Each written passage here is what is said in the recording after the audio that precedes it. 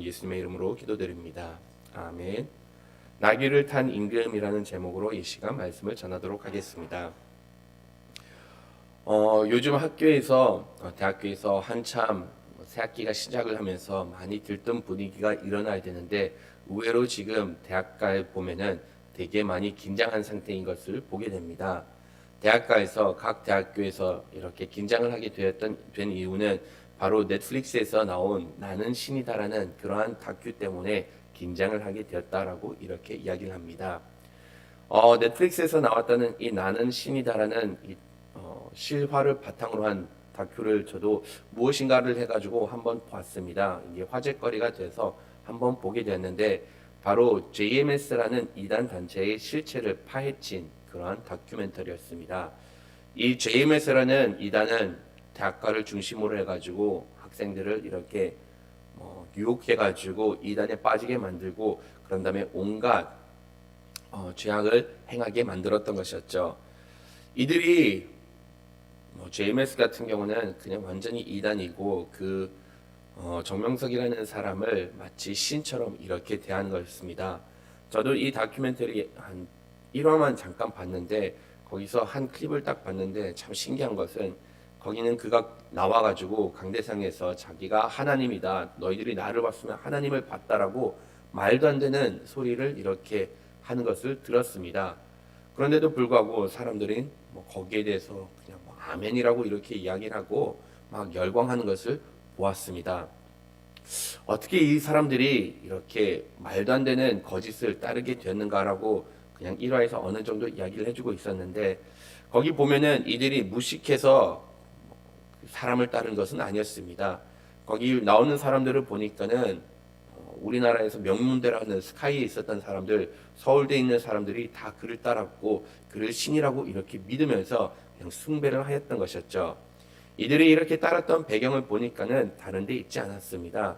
그냥 이 정명석이라는 사람이 자기가 예언을 했는데 그 사람이 대통령이 된 것을 사람들이 보았고 무엇보다도 날씨를 이렇게 점쳤는데 그날 비가 오는 날 비가 왔고 그다음에 그 사람이 눈이 온다는 날에 눈이 왔기 때문에 사람들은 이런 기적을 보고 믿기 시작했던 것이었죠. 그것뿐만이 아니라 그 신도들 중에서 JMS가 신이다라고 믿었던 사람, 자기 어머니가 이렇게 암 말기에 걸렸는데 좀 낫게 해달라고 했는데 기도를 하니까는 나았고 그 다음에 실질적으로 그 어머니를 이렇게 치료했던 의사도 완전히 암 말기 환자인데 그 사람이 살아나는 것을 보면서 그 의사 역시 신도가 되었다라고 이렇게 이야기를 하였습니다. 달리 말해서는 그냥 기적을 경험을 했기 때문에 자신들이 이해할 수 없는 일들을 경험하였기 때문에 이런 말도 안 되는 이단에 빠지게 되었고 끝내는 그로 인해서 온갖 죄악을 범하게 되었습니다.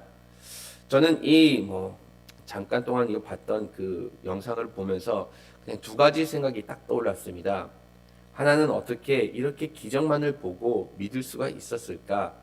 이 기적에서는 여러 가지 배경이 있을 텐데 하나는 대통령 마친다는 거 이미 거기는 설문조사가 나와 있기 때문에 누가 대통령이 될 만한 거 어느 정도 직감을 할 수가 있다는 것이죠. 그리고 날씨 같은 거 일기예보만 보면은 어느 정도 맞힐 수가 있습니다.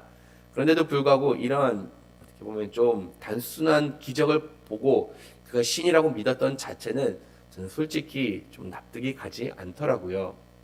하지만 그것 이외에 또 다른 동시에 들었던 생각은 예수님께서는 이 사람보다 훨씬 더 많은 기적을 행하셨는데 어떻게 사람들은 예수님을 믿지 않았을까라는 그러한 생각도 같이 들었습니다. 이 정명석이라는 사람은 기적을 행했을 때 두세 번 반복하지는 못했을 겁니다. 그냥 어떨 때를 우연히 맞춰서 이렇게 한 번 떨어진 건데 예수님 같은 경우는 이렇게 거짓 이단 교주와는 달리 그 기적을 수도 없이 행하였고 많은 사람들이 보지도 못하고 듣지도 못하는 놀라운 일들을 행하셨습니다. 그런데도 불구하고 사람들이 예수님이 하나님이다라고 믿는 단계까지 가는 데는 많은 어려움을 겪었습니다. 솔직히 우리들 앞에 어떤 사람이 기적을 펼친다고 하더라도 이성을 지닌 사람들은 이 사람이 어떤 기적을 베풀더라도 그냥 거기서 의심의 눈초리를 갖기 마련이라는 것이죠. 유대 사람들 같은 경우도 아마도 이런 의심의 눈초리가 있었을 겁니다. 아니면 믿기를 강력하게 부인을 했다라고 볼 수도 있습니다. 그런데 예수님께서는 거기서 멈추지 않으셨죠. 예수님께서는 기적을 행하신 것만을 하지 않으시고 더 나아가서는 하나님께서 말씀을 하신 그 모든 예언을, 언약을 다 성취함으로 인해서 본인이 하나님의 아들이자 메시아이자 하나님을 이렇게 증명해 주었습니다.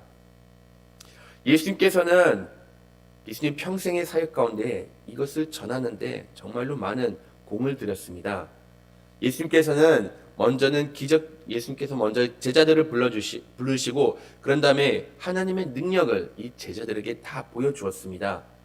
병자들을 고치고 문둥병자들, 눈먼 자들, 앉은뱅이들, 더 이상 나을 수 없는 그런 혈루증 걸린 여인들도 다 고치시면서 이 사람은 일반 사람과는 다르다. 하나님의 능력을 지닌 사람이라는 것을 그의 사역 가운데 이렇게 보여주셨습니다. 하지만 거기서 끝나지 않았죠. 하나님의 말씀을 또한 가르치셨습니다.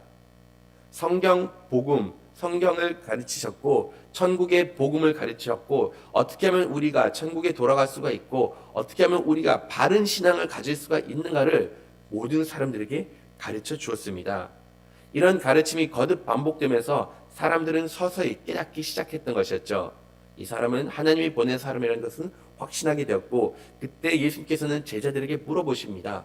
너희들은 나를 누구냐라고 이렇게 물어보셨을 때 베드로가 거기서 예수는 그리스도시여 하나님의 아들이시자 하나님이다라고 이렇게 고백을 하였습니다. 올바른 믿음이 보신 예수님께서는 제자들에게 자신의 실체의 모습을 보여주셨습니다. 변화산에 올라가 가지고 영광스러운 모습을 보여줌으로 인해서 나는 일반 사람과는 다르다. 나는 하나님이자 하나님께서 보내신 그리스도임을 거기서 당당하게 밝히셨습니다. 이렇게 밝히셔가지고 더 이상 의심의 여지를 두지 않았는 그 상황에서 이제는 마지막 단계에 이렇게 들어서게 되었던 것이었죠. 이제는 내가 하나님의 뜻을 이루기 위해서 예루살렘에 가야 되는데 이 가는 모든 과정 가운데서 예수님께서는 언약을 성취하는 것을 보여주셨습니다. 내가 나로 하나님이 아들됨을 고백하고 내가 모든 기적과 모든 이적들을 통해서 내가 메시아다 하나님이다라는 것을 보여줬는데 거기서 그치지 않고 하시는 모든 사역 가운데서 마지막 모든 사역 가운데서도 언약을 성취함으로 인해서 예수님께서 오시는 메시아가 어떤 분이고 하나님께서 말씀하신 이 메시아가 지켜야 되는 사항들이 무엇인가를 다 지키면서 이들에게 하나님께서 약속하신 메시아임을 증명을 해 주셨습니다. 예수님께서는 예루살렘에 가셨을 때 단지 가지 않으시고 제자들에게 하셔서 그냥 맞은편 마을에 있는 나귀를 타고 그것을 가져가고 내가 이 나귀를 타고 들어가겠다라고 말씀을 하십니다. 예수님이 진정 메시아임을 이렇게 보여주신 것을 말씀 통해서 가르쳐 주시고 또한 이를 통해서 우리가 또한 배울 수 있는 것이 있습니다. 이렇게 보여주시더라도 쉽게 믿지는 않습니다. 하지만 예수님이 메시아라는 것을 믿어지는 과정이 어디에 있을까? 그냥 학습을 통해서 말씀의 계속된 반복을 통해서 예수님께서 능력을 보여주시다 보니 이런 가운데 서서히 믿음이 생기는 것을 또한 볼 수가 있습니다. 예수님께서 제자들에게 하신 말씀, 마을 맞은편에 가가지고 거기서 메인 나귀 새끼를 가져오라라고 이렇게 말씀을 하십니다. 그리고 만약에 누가 물어보거든 주께서 쓸 것이다라고 이렇게 말하면은 줄 것이니 너희들은 가서 나귀를 가져오라라고 이렇게 말씀을 하십니다. 예수님께서 이거 요구하시는 거 우리가 들어봐도 뭔가 좀 이상하다는 생각이 들 겁니다. 도대체 어떻게 제정신된 사람이 뜬금없이 낯선 사람이 와가지고 나귀를 달라고 하는데 그것을 과연 줄까라고 이렇게 생각을 하게 됩니다. 그런데 제자들 여기서 반응이 어떻게 나오죠? 반응이 없습니다.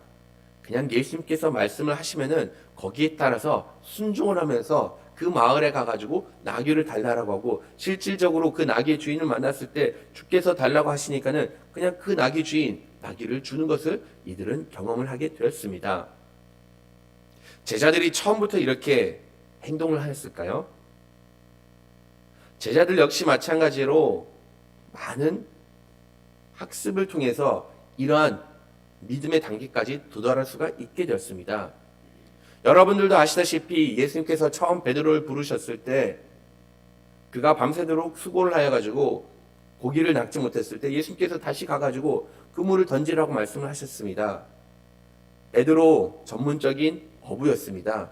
언제 고기가 잡히는 줄 알고 어디서 고기가 잡히는 줄 그는 분명히 잘 알았습니다. 그리고 어떤 사람이 와가지고 그에게 갑자기 그물을 던지라고 하면은 분명히 이것이 안 된다는 것을 알았는데도 불구하고 예수님께서 말씀하시니까는 처음에는 그렇게 따랐습니다. 따르다 보니까는 본인이 끌어올리지도 못할 만큼 많은 물고기를 잡게 되었습니다. 이런 경험을 하고 난 다음에 또 어떤 일들이 벌어졌죠? 많은 기적들이 있었는데 그 중에 대표적인 것 몇 개만 언급하자라고 하면은 5천 명이 모여가지고 배가 고플 때 예수님께서는 그들에게 먹을 거를 나눠주라라고 이렇게 말합니다. 그때만 하더라도 이들 반응하는 거 먹을 것이 여기 어디 있습니까? 200데나리온 이상 우리가 좋게 필요한데 이들로도 이걸 다 먹이지 못한다라고 이렇게 제자들은 반응하였습니다. 근데 그때 예수님께서 하신 말씀 그냥 너희들이 가지고 있는 것 가져와라. 빵 5개와 생선 2마리만 있다고 할지언정 내가 그거를 통해서 이 많은 백성들을 먹이겠다라고 말씀하시고 결국은 그 많은 백성들을 먹이고 음식도 남는 일이 벌어졌던 것이었죠. 이런 일을 몇 번 경험하다 보니 제자들 가운데서도 믿음이 생기기 시작합니다. 예수님께서는 또 그들이 마침 세금을 내야 되는데 그냥 예수님께서 가가지고 거기 가서 고기 한 마리를 잡아봐라. 그 입을 열면 거기에서 우리가 내야 되는 세금이 있을 거니까 그걸로 세금을 내라라고 이렇게 말씀을 하십니다. 어디 봐도 그냥 앞뒤 맥락이 맞지 않는 것들만 요구를 하는데도 불구하고 그러한 모든 일들이 일어나는 것을 제자들은 경험을 했습니다. 이런 가운데 우리의 믿음이 싹트기 시작합니다. 처음에는 우리가 그리스도의 말씀을 듣고 처음에 예수님께서 진정 메시아가 맞냐라는 그런 의심을 품을 수가 있지만은 예수님께서는 거듭 반복하시면서 본인이 메시아임을 가르쳐 주시고 본인이 이렇게 언약을 하나하나씩 성취해 가심으로 인해서 더 이상 우리들의 믿음이 흔들릴 여지를 두지 않고 계신다는 것이죠.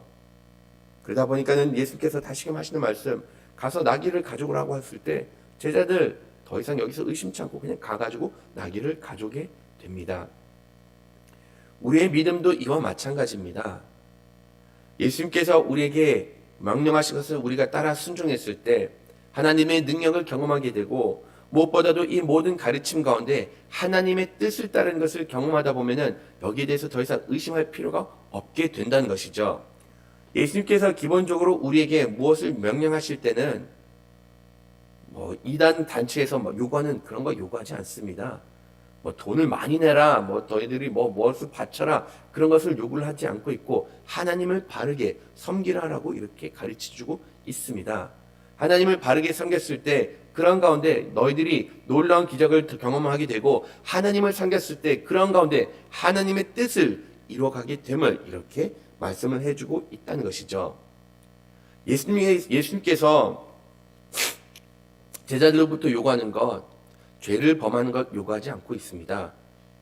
그들에게 선한 것을 항상 추구하게 되고 예수님 역시 마찬가지로 본인이 행하는 그 모든 것, 자신의 탐욕과 자신의 욕심을 위해서 행하는 것이 아니라 모든 것이 다 하나님의 뜻대로 하나님께서 말씀하신 대로 이렇게 이루어나가는 것을 볼 수가 있습니다.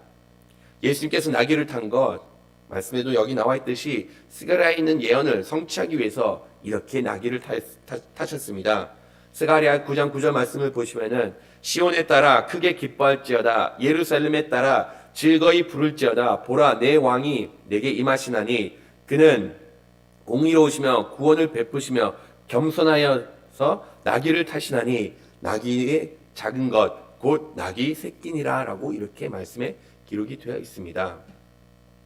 이 말씀을 알면은 그냥 나귀 새끼 타고 가는 것 자기가 어느 정도 이것을 끼워 맞출 수가 있었습니다.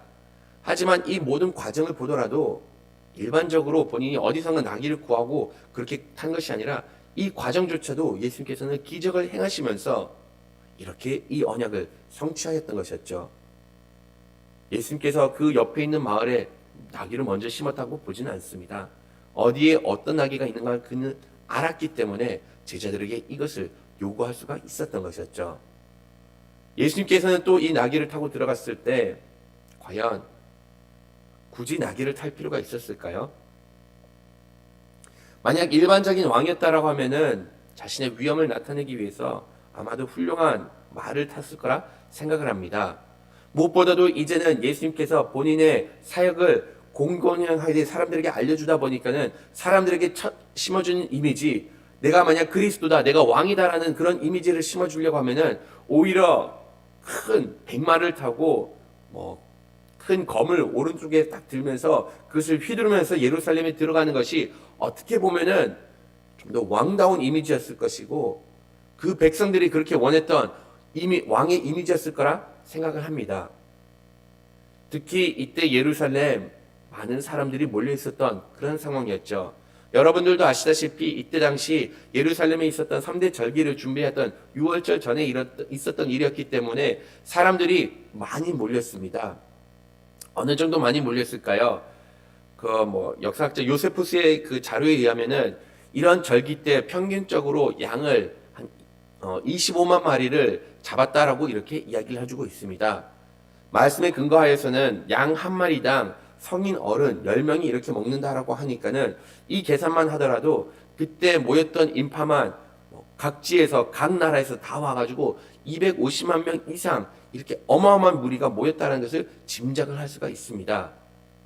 만약 이렇게 큰 인파가 모였을 때 왕의 이미지 가급적이면 좀 강력한 이미지를 주었으면 좋았을 텐데 예수님께서는 전혀 그렇게 하지 않으셨던 것이었죠. 끝까지 말씀을 지키면서 본인이 진정 이 나라에 이 땅에 왜 왔는가를 이렇게 보여주신 겁니다. 다스리고 사람들을 심판하러 오신 것이 아니라 여기서 그들에게 복음을 전하고 구원의 길로 이들을 섬기면서 구원의 길로 인도하시기 위해서 이 땅에 오셨음을 이렇게 보여주신 겁니다. 예수님께서는 이렇게 언약을 다 이루심으로 인해서 예수님께서 이 땅에 오신 목적을 보여주셨고 이러한 것들을 우리가 또한 실천해내기를 원하고 계십니다. 예수님께서는 언약을 이루신 이것 이외에도 정말로 많이 있습니다. 특히 말씀을 좀 참고한다라고 하면은 예수님께서 등장하는 이 시기 구약에서 이미 기록이 되어 있습니다. 성경에서는 많은 경우 예언을 이렇게 선포를 할 때 정확한 시기를 알려주지는 않아요. 그런데 예수님의 등장과 예루살렘 입성, 그 사람들이 왕으로 맞이하는 그 시기는 다니엘서에 정확하게 기록이 되어 있다는 것이죠. 다니엘서 9장 25절 26절 말씀을 보시면은 제가 한번 읽어드릴게요. 그러므로 너는 깨달아 알지니라 예루살렘을 하라는 영의 날부터 기름 부음을 받은 자 곧 왕이 일어나기까지 7일에 62일에가 지날 것이요 그 곤란한 동안에 성이 중건되어 광장과 거리가 세워질 것이며 62일의 후에 기름 부음 받은 자가 끊어져 없어질 것이며 장차 한 왕이 백성이 와서 그 성읍과 성소를 무너뜨리니 그의 마지막은 홍수에 휩쓸린 것 같을 것이며 또 끝까지 전쟁이 있으리니 황폐할 것이 작정되었느니라. 이 다니엘 말씀을 보시면은 7일에 62일에가 지나갈 것이다 라고 이렇게 이야기합니다. 7년 동안 62 횟수가 이렇게 지나간다라고 이렇게 이야기를 하는데 예루살렘이 중건된 그 시점부터 7년이라는 기간 총 62회를 지나간다. 그러니까 7 곱하기 60이라고 이렇게 생각을 하시면 됩니다. 그때 메시아가 이렇게 입성을 하게 될 것이고 그때 죽임을 당하게 될 것이다 라고 이렇게 이야기를 하였습니다. 학자들이 이 숫자를 계산을 해다 보니까는 예수님께서 입성하시는 그날을 이렇게 정확하게 맞추셨던 것이고 바로 이날에 예수님께서 십자가에 못 박혀 죽으신다는 것을까지 이렇게 예언이 되었던 겁니다. 모든 것을 다 하나님 뜻 가운데 이루심으로 인해서 예수님께서는 자신이 하나님의 아들임을 이렇게 보여주신 겁니다. 우리는 이렇게 많은 증언들을 통해서 믿게 되었습니다. 무엇보다도 이런 증언을 통해서 성령께서 우리 마음을 움직이셨기 때문에 예수께서 그리스도이심을 믿게 되었고 따르게 되었다는 것이죠. 우리가 믿고 따랐다는 건 그러면 이제 어떻게 하면 우리가 우리 삶 가운데서 증언을 할 수가 있게 될까요?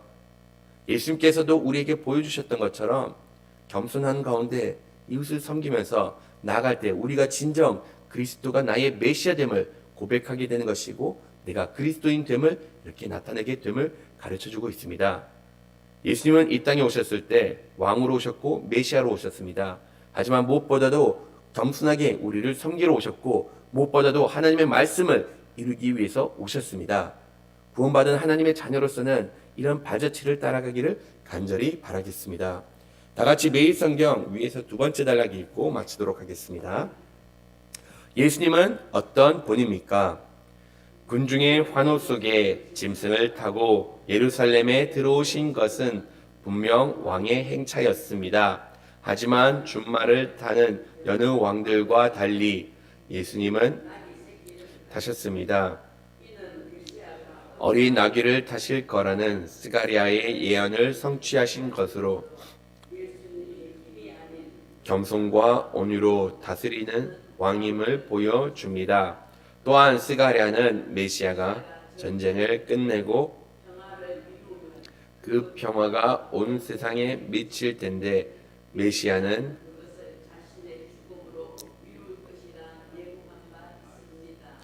스가랴의 예언처럼 예수님은 굴림이 아닌 섬김으로 죽임을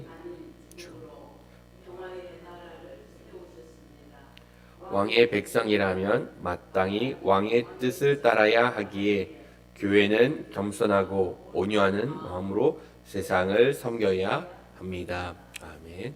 주기도문으로 예배를 마치도록 하겠습니다. 하늘에 계신 우리 아버지